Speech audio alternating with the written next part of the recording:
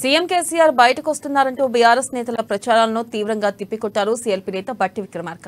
అనారోగ్యంతో ఉన్న ముఖ్యమంత్రి కేసీఆర్ ను ఉద్దేశించి పులి బయటకు వస్తుందని బీఆర్ఎస్ నేతలు చెబుతున్నారని, అయితే ఆ పులిని బంధించి రాష్ట్ర ప్రజలు ఆస్తులను ఎలా కాపాడుకోవాలో కాంగ్రెస్ పార్టీకి తెలుసని సీఎల్పీ నేత బట్టి విక్రమార్క వ్యాఖ్యానించారు.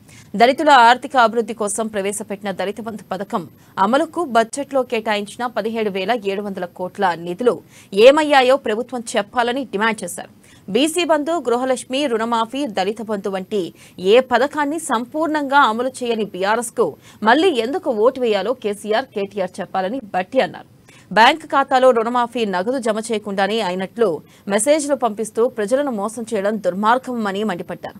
ఇలాంటి మోసాల ప్రభుత్వానికి ప్రజలు వచ్చే ఎన్నికల్లో గుణపాఠం చెప్పి కాంగ్రెస్ పార్టీని అధికారంలోకి తీసుకురావాలని పిలుపునిచ్చారు. ఇక కాంగ్రెస్ అధికారంలోకి వచ్చిన 6 నెలల్లోనే 6 గ్యారంటీలను సంపూర్ణంగా అమలు చేస్తుందని హామీ ఇచ్చారు. మోసాలు చేసి చివరికి హైదరాబాద్ చుట్టూ ఉన్న ప్రభుత్వ భూములన్నింటినీ పేదలకు పంచినటువంటి ఎస్ఐన్ భూములను కూడా అమ్ముకుంటున్నారు.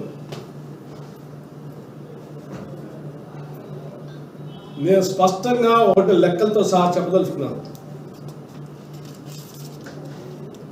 ఈ సంవత్సరం బడ్జెట్లో దళిత బంధుకి 17,700 కోట్ల రూపాయలు నిధులు కేటాయించి బడ్జెట్ పాస్ చేసుకున్నటువంటి ఆ బడ్జెట్లో 17,700 కోట్ల రూపాయలు సంవత్సరం అయిపోతున్నప్పటికి కూడా ఎందుకు ఖర్చు పెట్టలేదు? బడ్జెట్లో లెక్క చూపించారు, నిధులు మాత్రం విడుదల చేయలేదు, ఎక్కడ ఖర్చు పెట్టలేదు. ఎవరిని మోసం చేయడానికి?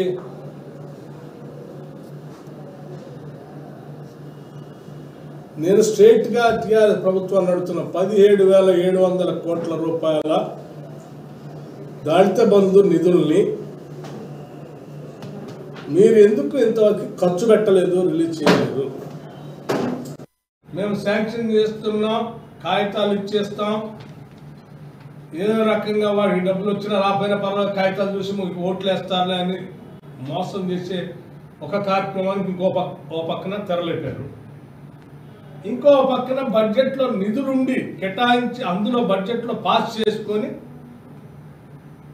ప్రజలకు బడ్జెట్లో మేము 17,700 కేటాయించామని చెప్పి 1 రూపాయి కూడా రిలీజ్ చేయకుండా దాన్ని ఖర్చు